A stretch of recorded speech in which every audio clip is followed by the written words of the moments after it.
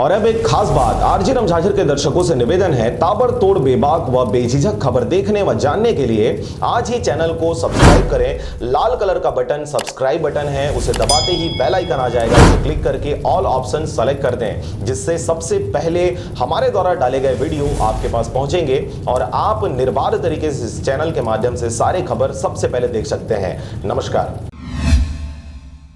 नमस्कार, आप देख रहे हैं आरजे रमझाझर और मैं हूं पुखराज सिंह। इस समय शराब को लेकर प्रदेश सहित गांव, नगर और कस्बों में माहौल गरमाया सा है। इसी कड़ी में मुंगेली जिला के सरगांव थाना अंतर्गत लगातार शराब कोचियाओं पर कार्रवाई की जा रही है। क्या है पूरा मामला, देखिए इस रिपोर्ट में। आपको बता दें कि सरगांव थाना अंतर्गत बीते दिनों संचालित ढाबों पर थाना प्रभारी व स्टाफ के द्वारा छापामार कार्रवाई की गई थी, जिस पर मनोज कुमार साहू के खिलाफ 36(2) आबकारी एक्ट के तहत कार्रवाई की गई। गौरतलब बात यह है कि जिस प्रकार से सरगांव पुलिस के द्वारा लगातार कार्रवाई की जा रही है, जिससे क्षेत्र में अवैध रूप से मादक पदार्थों का व्यापार करने वाले सदमे में आते नजर आ रहे हैं। अब देखने वाली बात होगी कि क्षेत्र में अवैध रूप से शराब और अन्य मादक पदार्थों का व्यापार करने वालों पर पूर्ण रूप से लगाम कब तक लग पाती है।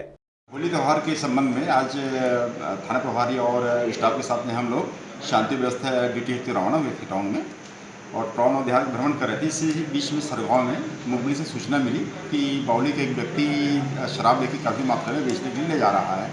मुंगली की सूचना पर हम लोग मौका पर में जाके रेड किए, तो वहाँ मनोज कुमार साहू नाम का व्यक्ति एक थैला में शराब लेकर जा रहा था, उसको पकड़ के कार्रवाई की। उसके पास से हमको 29 पौवा देसी शराब और 5 पौवा अंग्रेजी शराब, कुल मिला के 6 लीटर शराब उसके पास मिला है। तो 36(2) आबकारी कार्रवाई की है और उसको अभी रिमांड में भेज रहे हैं।